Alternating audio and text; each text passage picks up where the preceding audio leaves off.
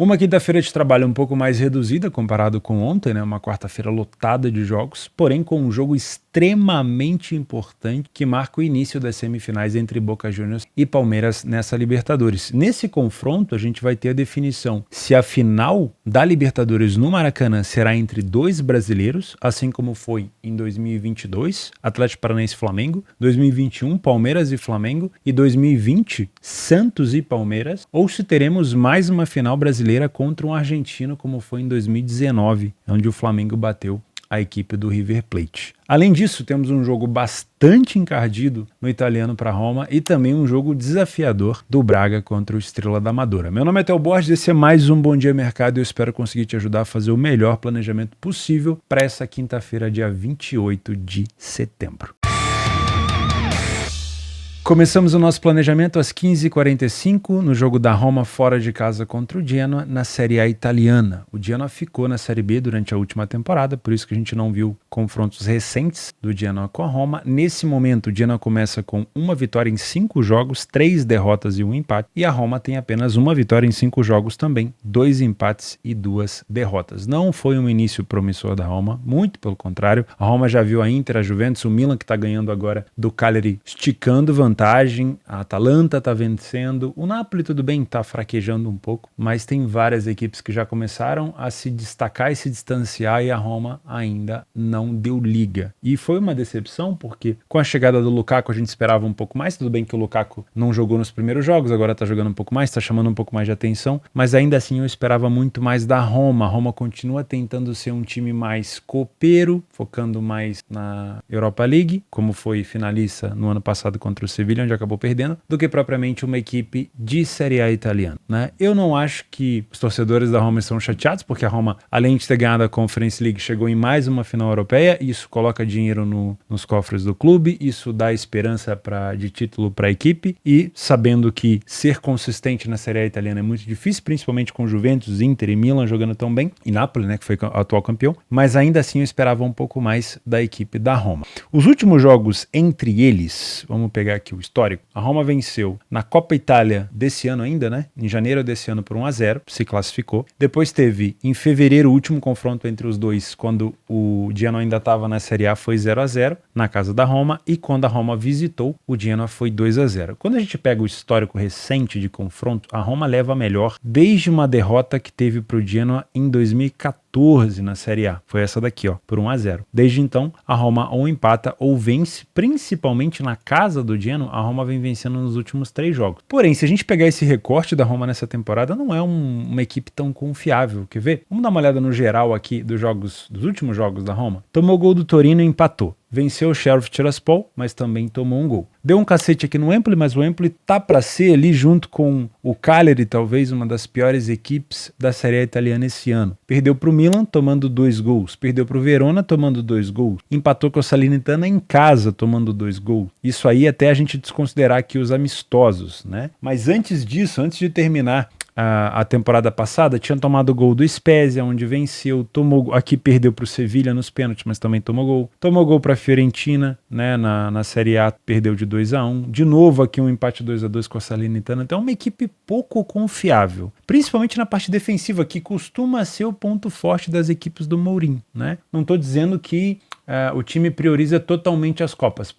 A gente pode levantar essa bandeira e esse questionamento. Mas na Série A italiana podia ser uma equipe um pouco mais organizada defensivamente. Por isso eu não sei se eu confio tanto assim no time da Roma para confiar no histórico que ela tem contra o Genoa, né? Mas é uma coisa, é um tabu para quem gosta, tá? Se você é um trader e vai trabalhar numa bolsa esportiva, primeiro você tem que ter uma conta numa bolsa esportiva decente, e eu te indico a Betfair. Primeiro link da descrição aqui embaixo. Você vai ter acesso a um bônus de R$200 no seu primeiro depósito. A Betfair é a maior bolsa esportiva do mundo. Todas essas outras bolsas esportivas que você vê por aí são derivações da Betfair, tá? São todas as lojas da Betfair, só que com um nome diferente. Nada mais do que a Betfair espelhada, tá? Então, a Betfair que é oficial, você vai ter menos problema, você vai poder utilizar utilizar um software que para você que é trader, você sabe que faz muita diferença na sua agilidade no mercado. Então o link para se cadastrar na Betfair tá aqui embaixo. E se você é trader assim como eu não gosto de trazer esse viés pro lado da Roma. Já foi o tempo, depois que o Mourinho chegou, que eu criei viés em relação à Roma, que eu criei muita expectativa. Porém, o Genoa não é uma equipe que eu tenho acompanhado com tanto afinco nesse início de campeonato. Talvez seja a primeira partida que eu vou olhar de fato o jogo do Genoa. Eu não consegui assistir a partida onde o Genoa empatou com o Napoli. Isso é importante salientar, tá? Isso é uma informação que a gente tem que falar. O Genoa tomou uma derrota em casa para Fiore por 4-1, mas empatou com o Napoli 2-2. O Genoa chegou a abrir o placar, fez 2-0 e acabou tomando um empate no final. Obviamente isso mostra um pouco de desconcentração, né? Você vencendo de 2-0 o atual campeão da competição, rola ali, pô,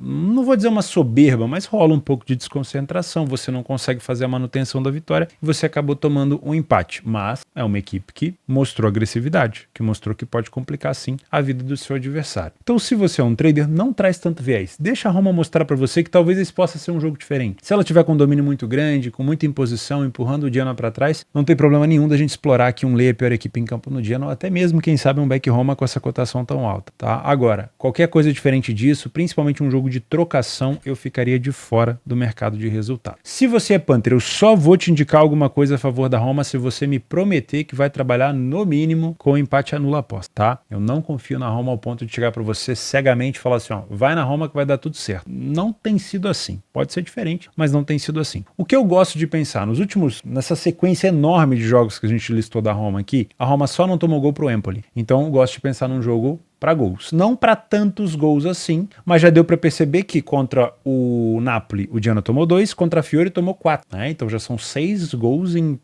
2 jogos. Mas o Genoa marcou nos 2 jogos, marcou 3 gols, 2 contra o Napoli e 1 contra a Fiorentina. Dá para pensar então num cenário aqui de over 1,5 gols. O mercado não acredita, mas sinceramente eu acredito num cenário aqui para pelo menos 2 gols, tá? E dá até para pensar nessa odd pré-live, mas se você puder esperar ali uns 20 minutos, já vai ter ali uma correção bem interessante, uma valorização bem interessante, e não duvido que a gente possa ter um ambas marcam também, tá? Vamos ver se o Mourinho vai conseguir organizar essa defesa, mas eu prefiro pensar nessa situação de over 1,5. Agora, se você está assistindo o jogo ao vivo, você veio com essa intenção de trabalhar o over 1,5, você está esperando uma valorização, mas você está vendo uma Roma massacrando, completamente diferente do que ela vem apresentando nos últimos jogos, aí talvez pensar nessa vitória da Roma pode ser interessante. Agora, só com o que a gente traz do pré-live, com essas informações que não estão criando tanta confiança assim na Roma, eu tomaria um pouco de cuidado. Saindo da Itália, agora em Portugal, às 16h15, nós temos o Braga, um dos melhores times do campeonato, contra o Estrela da Amadora. O Braga, no último jogo, aplicou uma goleada na equipe do Boa Vista, que é uma excelente equipe, mas aí ficou com um homem a menos, né? Acabou tendo mais dificuldade, mas o Braga fez um excelente jogo. O Braga também veio de uma derrota na Liga dos Campeões para o Napoli, mas fez um bom segundo tempo. Poderia ter empatado o jogo no final, teve bola na trave e tudo. E o Estrela da Amadora, nesse momento, ocupa a 14ª colocação e veio da segunda divisão. O que a gente costuma fazer por aqui? O Braga é uma excelente equipe em Portugal, o Estrela da Amadora veio da segunda divisão, o Braga está na Liga dos Campeões, no grupo com o Real Madrid, com o Napoli, com o União Berlim, vitória do Braga e vamos embora para a Liga dos Campeões. Errado. Vamos analisar esse jogo de uma maneira um pouco mais qualitativa e não criar um preconceito na Estrela da Amadora só pelo fato dele ter vindo aqui da segunda divisão. Deixa eu mostrar para você como é que foi o desempenho do Estrela da Amadora na derrota para o Porto por 1-0. Pô, Théo, mas ele perdeu. Presta atenção no que eu vou te mostrar. O gráfico verde aqui é o gráfico do Estrela da Amadora. O Porto é o gráfico aqui de azul. Presta atenção nesses números. O Estrela da Amadora criou, para marcar, gols esperados de 1,18 e o Porto 0,38. O jogo foi 1-0 para o Porto. O Estrela da Amadora teve mais posse de bola que o Porto, finalizou mais vezes, finalização no gol foi a mesma coisa, teve mais finalizações para fora, teve mais escanteios do que o Porto e teve uma grande chance perdida. Aqui nem aparece como grande chance o gol do Porto.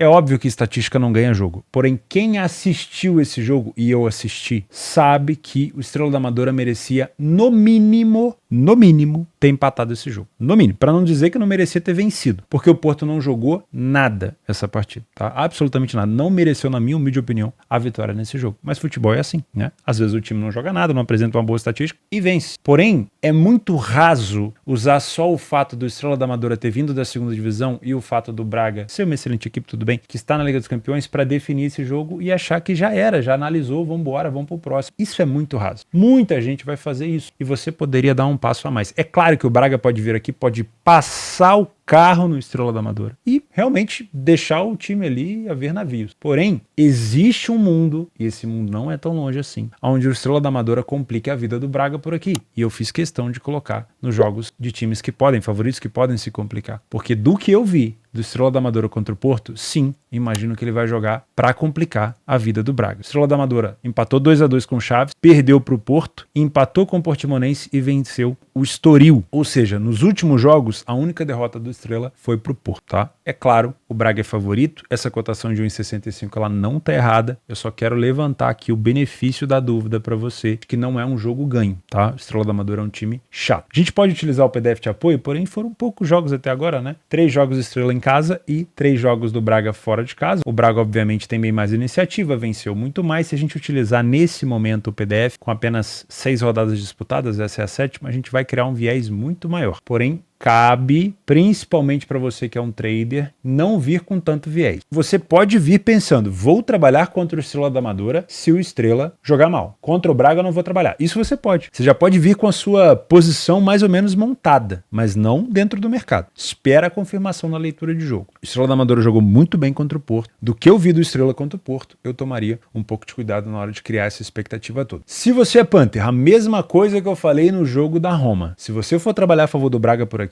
considere pensar no Braga empate anula. Eu sei que a campanha do Braga é boa, o Braga é um time de Liga dos Campeões, como visitante o Braga só perdeu uma, mas o Braga tomou 7 gols em 3 partidas. Os últimos jogos do Braga fora de casa, ele perdeu para o Farense, ele venceu o Moreirense por 3-2 num jogo de virada da virada. O Braga fez tomou a virada e depois teve que virar o jogo. Ele venceu o Panathinaikos na pré-Champions, mas ele já tinha tomado 2 gols do Chaves por aqui. Então é uma equipe que tem cedido oportunidade, tá? Já o Estrela da Amadora em casa, perdeu para o Porto por 1-0, mas foi um jogo onde ele merecia ter marcado pelo menos um gol. Venceu o Estoril por 2-1, tomando o gol. Perdeu para o Guimarães, que também está vivendo uma boa fase, e fez 2 gols. E aqui no final da temporada passada, fez 2-1 no Marítimo. Então, é um jogo que eu também penso muito mais numa situação de over 1,5 do que propriamente numa vitória do Braga. Mas, óbvio, com uma situação de valorização dessa cotação, tá? Esperar essa cotação valorizar para você ter uma recompensa um pouco maior. Dá para pensar na vitória do Braga? Sim, o Braga é favorito, mas de preferência trazer para o ao vivo para confirmar esse favoritismo. Dá para pensar numa ambas marcam? Sim? Sim. Se o Estrela da Amadora fizer novamente o que fez contra o Porto, eu acredito que eles possam marcar um golzinho por aqui mesmo que sejam derrotados. Saindo de Portugal às 21h30, nas semifinais da Libertadores da América, jogo de ida, La Bombonera, Boca Juniors e Palmeiras. O mercado simplesmente não sabe o que fazer, né? Dá um favoritismo maior pro Palmeiras, porque o Palmeiras vem chegando em finais constantemente, bicampeão 2020 e 2021, não chegou na final em 2022, mas foi eliminado nas semifinais pelo Atlético Paranaense, e é um time que pode chegar numa final novamente, né? Tricampeão Palmeiras, e enfrenta um Boca Juniors que não viveu uma boa fase recente, não foi campeão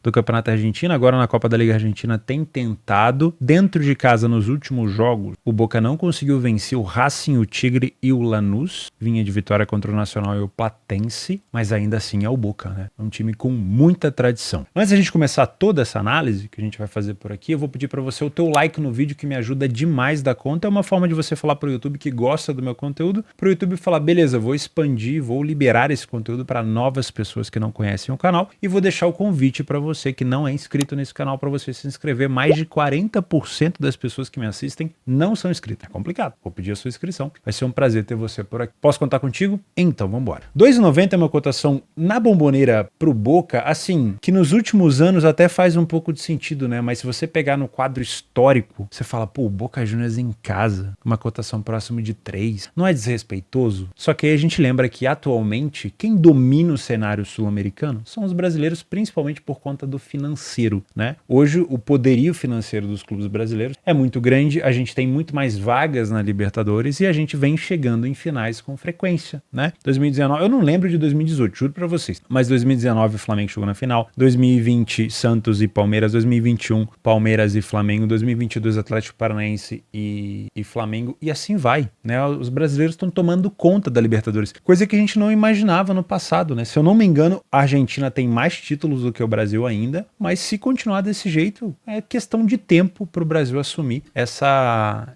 titularidade em relação a títulos. Por isso que talvez nesse recorte da história, agora recente, sim, o Palmeiras seja mais favorito, né, pelo investimento que tem, por ser uma equipe tão vitoriosa no cenário recente, mas ainda assim é o Boca, né? Ainda assim dá aquela sensação de que é um time que pode surpreender a qualquer momento. Utilizando o PDF de apoio, se você não tem acesso ao PDF de apoio, é só clicar aqui embaixo em Seja Membro para você ter acesso ao PDF todos os dias. O Boca vem de 17 jogos dentro de casa, aí considerando todos os jogos que ele fez, Copa da Argentina, Copa da Liga Argentina e Campeonato Argentino, ele venceu 9 partidas em 17. E o Palmeiras fora de casa venceu 4 de 13. Não é uma temporada fora de casa tão boa assim do Palmeiras. O Boca tem mais iniciativa, em quase 60% dos jogos ele saiu na frente. Falhou menos em marcar, tem mais gols marcados do que o Palmeiras, e o nível defensivo é muito parecido. O Boca sofre em torno de 0,76 de média por jogo, o Palmeiras 0,77, né? Não chega nem a 1 gol por jogo sofrido das duas equipes. Porém, o primeiro tempo do Boca não é tão dominante, não é uma equipe que consegue tantas vitórias assim. O Palmeiras também não, o Palmeiras até leva um pouquinho mais de vantagem, e no número de derrotas o Boca perde um pouco menos, mas você consegue ver que o número de gols marcados e sofridos é muito parecido. O segundo tempo das duas equipes é melhor em relação ao primeiro. Tanto o Palmeiras quanto o Boca aumentam o número de vitórias, o Palmeiras reduz um pouco o número de derrotas, aumenta o poderio ofensivo, assim como o Boca. E curiosamente, as duas equipes têm o destaque da bola aérea. O Palmeiras marca muito de cabeça, utiliza muito esse fundamento e também utiliza as bolas paradas, assim como o Boca. E as duas equipes, nesse fundamento defensivo, sofrem praticamente a mesma quantidade. Se você é um trader e vai trabalhar numa bolsa esportiva, a primeira coisa para você não fazer por aqui é criar viés. É já vir, não, o Boca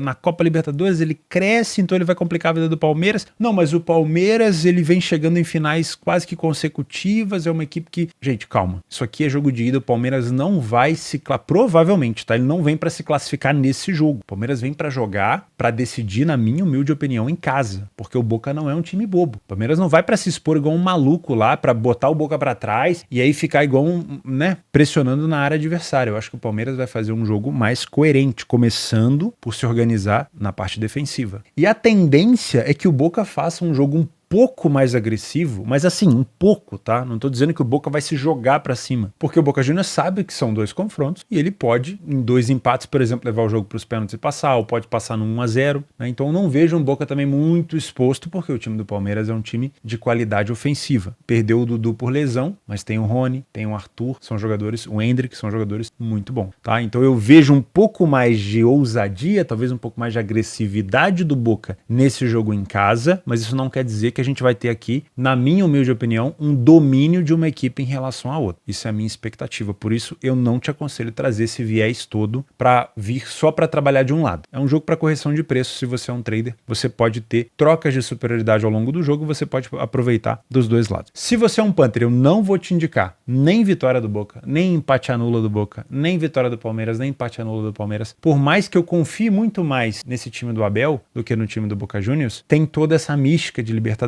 e a gente sabe que esse jogo de fato vai ser decidido no jogo da volta, né? E a gente sabe que é muito provável que esse jogo seja decidido no jogo da volta. Então eu não consigo te indicar aqui nada a favor de um lado ou do outro, tá? O que eu gosto de pensar é num cenário de poucos gols. Sendo bem sincero, assim como eu falei ontem no jogo do Fluminense com o Inter, como é um jogo onde o Boca Juniors sabe da sua, entre aspas, inferioridade financeira, talvez até da sua inferioridade técnica no confronto de 180 minutos e não necessariamente nesse primeiro confronto, eu não vejo o Boca Juniors se arriscando tanto. E o Palmeiras também sabe que, como vai decidir em casa, ele não precisa se expor tanto. Por isso é um jogo, na minha opinião, de xadrez, que pode ser uma partida mais de meio campo, mais truncada, mais disputada, com mais faltas, mais pegado, com mais cartões, do que propriamente jogo para muitos gols. Então, se fosse para escolher alguma posição, mesmo eu não sendo um fã muito grande do jogo de under, né, no mercado de under, eu pensaria numa situação de under goals. Qual que é o problema por aqui? O mercado já sabe disso, né? A gente não tá inventando a roda por aqui, porque o under 3,5 tá 1,13. Então o que sobra pra gente aqui é tentar trabalhar talvez num under 2,5, mas o under 2,5 também ali já tá no fio da navalha, porque você tá muito próximo de uma situação de prejuízo. Eu, quando vou trabalhar no mercado de under goals, eu prefiro geralmente indicar o under 3,5 quando a cotação tá mais alta, perto de 1,25, 1,30. Agora, 1,13 eu não consigo te indicar nada. Se você for trabalhar o under 2,5, você tem que tratar esse mercado como se fosse um filho. Eu sempre falo, eu sempre brinco, não entre em under goals e vai fretar um bife, não abre uma cerveja, não não vai dar atenção pro seu filho, não vai passear com o teu cachorro. Se você tá trabalhando under goals, principalmente no trade,